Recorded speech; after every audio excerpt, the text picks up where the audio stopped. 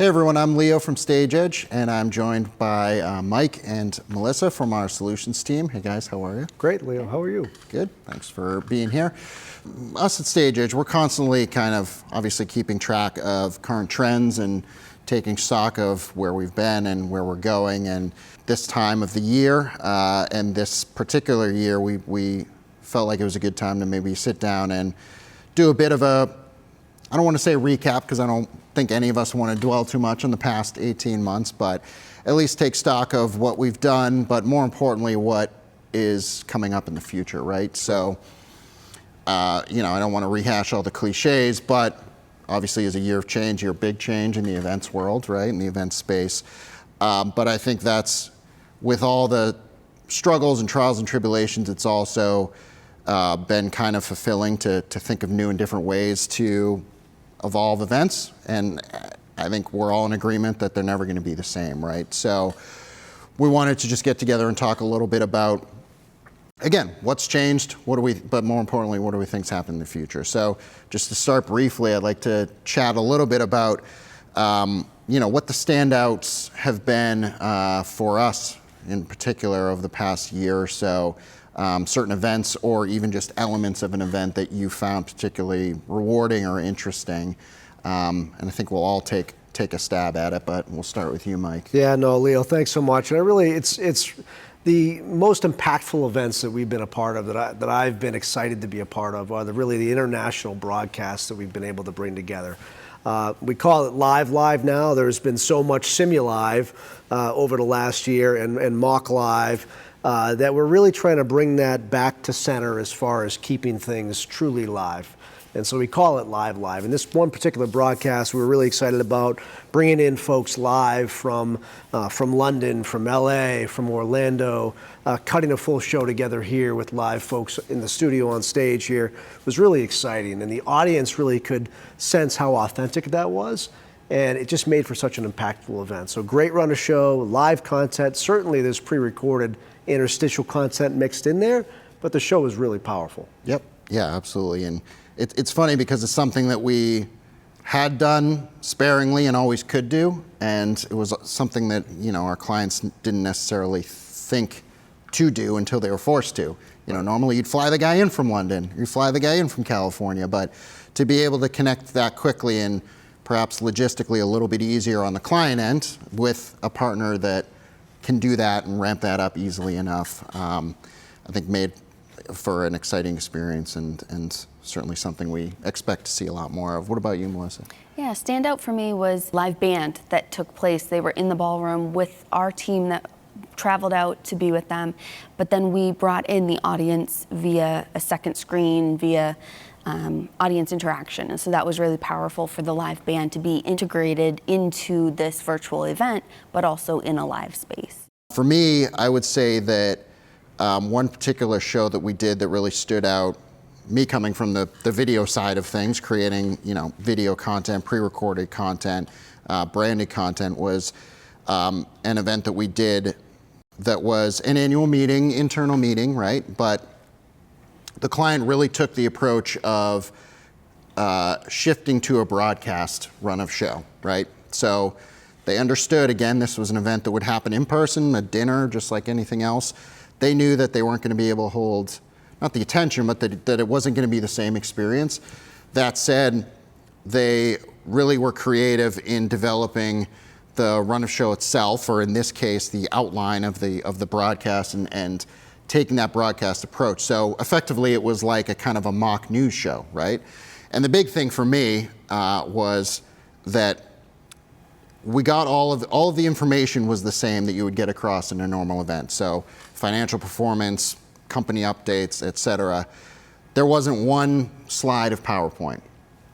Now I know it's a necessary evil and PowerPoint's great, but I think we're all at this point fatigued at watching events where it's a person running through a deck, right? When you're not in the room with them or you're not, at a physical space. So for the client to be able to just initially say, all right, we're not going to do any PowerPoint. We're still going to get all the information across with motion graphics, with really tight scripting and a bunch of different elements that we incorporated using this studio actually.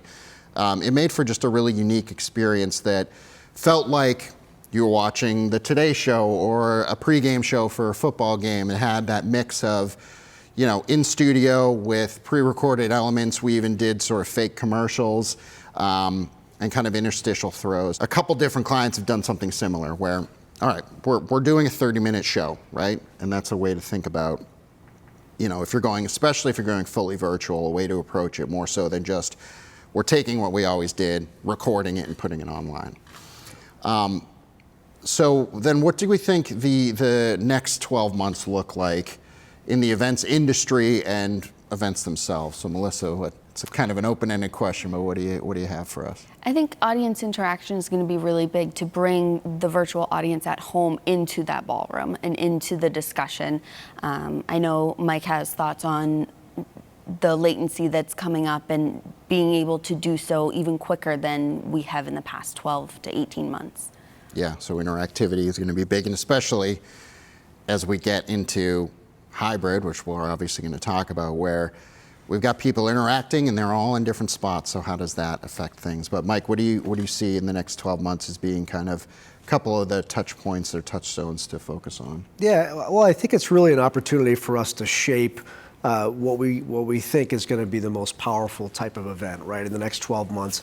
The reason I say that we're able to shape it is we really didn't have a choice when we came, into COVID back in early 2020, and so we had to just react very quickly based on the needs of the clients and what the messaging needed to be. And now we can really kind of back out of that in a little bit more controlled way and be thoughtful about our approach as far as what we're going to do for hybrid, virtual, and in-person events.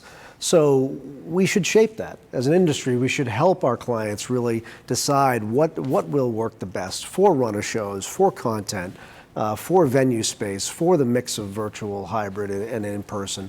And I think we have a great opportunity here to really do some cool things. So I'm excited about that. The next 12 months, again, comes back down to making sure we plan, we pull together the right teams early on. To your point about motion graphics and moving away from PowerPoint, that all requires just a bigger timeline, right? Longer timeline, better planning, more coordination, less last-minute stuff, which I think everybody would benefit from. Yeah, absolutely. All right, so $1 million question. In-person, hybrid, virtual, who's going to win out?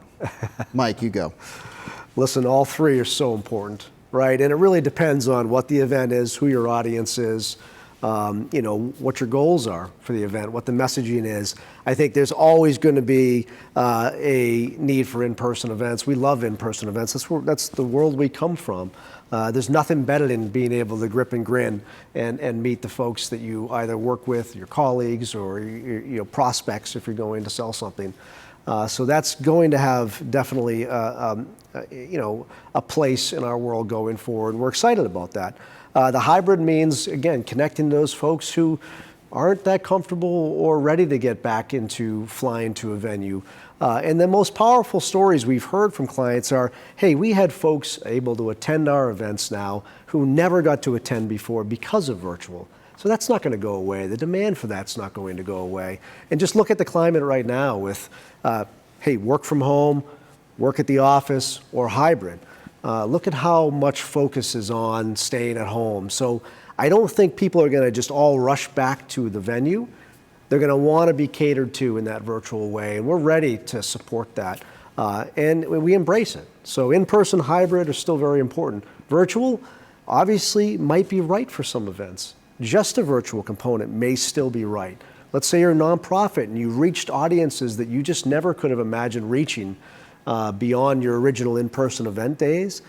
We still see a great place for that, and maybe drawing in a lot more donations in that way. So all three. There isn't going to be a winner. It's going to be event specific. And it really is a push-pull because, to your point about nonprofits and just general reach, I mean, we've heard so many kind of anecdotes over the past year, and we've seen it with our clients where, nonprofits who have done fundraisers are able to reach a lot more people, and I can't think of one that hasn't exceeded their goals for fundraising because they could reach more people.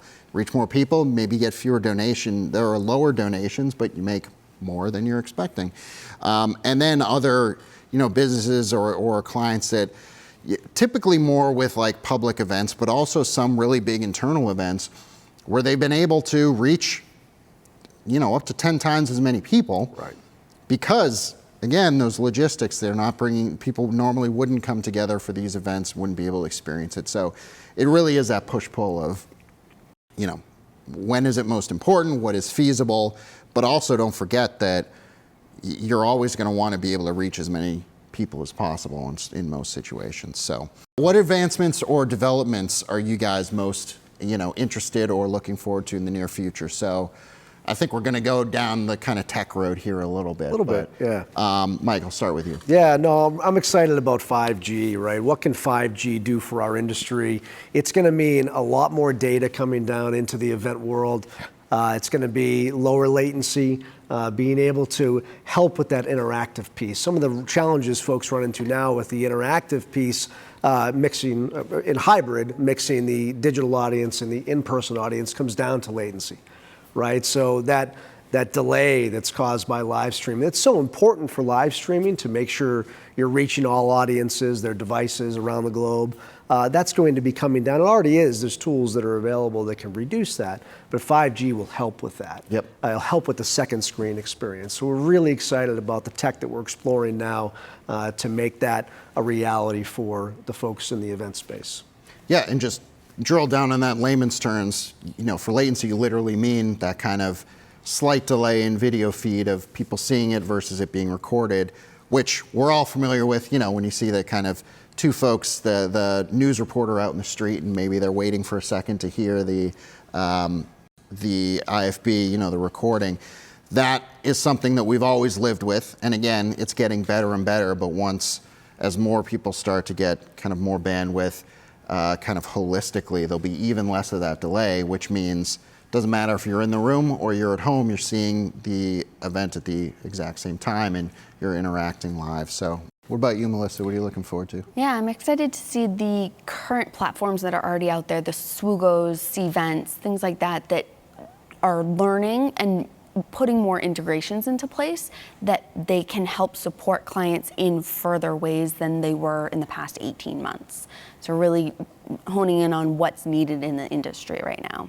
Yeah, absolutely. I mean, we talk about this all the time, how there's such a constant development, almost, in some ways growing pains, but also it's like that early, almost an early web feel of like trying to come up with new, different ideas because no one had really done a lot of this kind of hybrid event, virtual event stuff at this scale prior to having to last year. So very interesting.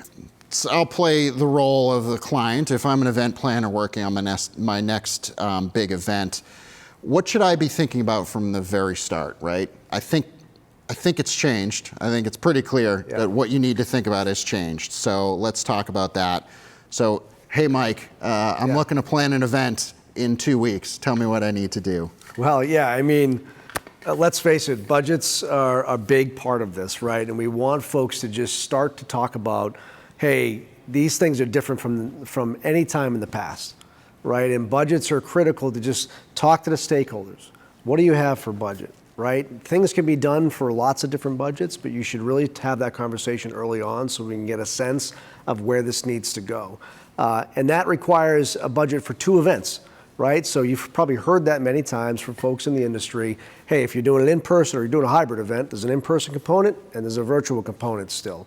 And so to do those 2 events, they're 2 distinct paths and teams and audiences that you're catering to. So consider that budget's going to change. Obviously, the events industry, the venue industry, everything's been flipped upside down because of COVID. So costs in general across the board are going up, right? The events, the talent within our industry has been really hurt quite a bit by this, just like the restaurant industry and some other industries in our space, service industry. Those folks need to be booked sooner, and you need to account for more budgets to be able to book these spaces. Yeah, absolutely. Melissa, what about you? Yeah, I totally agree, and I think the planning process as well is really important to just sit down at the beginning and understand exactly what your goals are and what you want out of your live or your virtual or your hybrid event, and be able to take those components to your stakeholders to get that budget. So I guess it's just kind of a way to wrap up. We're thinking about where we've been, lots of really cool stuff over the past year and a half. I think it's safe to say we're not anywhere near where we thought we would be in terms of the direction of the industry, and that's in many ways a good thing. You know, change can always be good, right? But we touched on kind of what is the new tech and the new trends we're looking towards, and what our clients should be thinking about doing. But if there are any kind of final thoughts from you guys, Melissa, I'll start with you. Yeah, I think our industry, within the last year and a half or so, we've been hit with so much that I think we're prepared for anything at this point. And we know that whatever comes our way, we can take it on. Yep, absolutely. Yeah, I love that. And it's so true. And the other thing is really, you know, consider that your audiences are going to expect so much more. Right? If they're going to take the time to go to an event now, particularly in person, we really have to knock their socks off, right? We have to, you know, think of that audience member differently than we ever have. So as they come into that ballroom, there has to be something memorable for that particular event. The story has to be compelling. And don't forget about the at-home audience. It has to be compelling for them as well. And they have to want to come back. Right, so all those things are so important for us in this industry to make sure that we change what we did and do something completely new and different to cater to those two different audiences and keep them coming back to the venue. All right, well, Melissa, Mike, thank you so much for joining me, and thank you for watching. Hope you found this useful. Take care.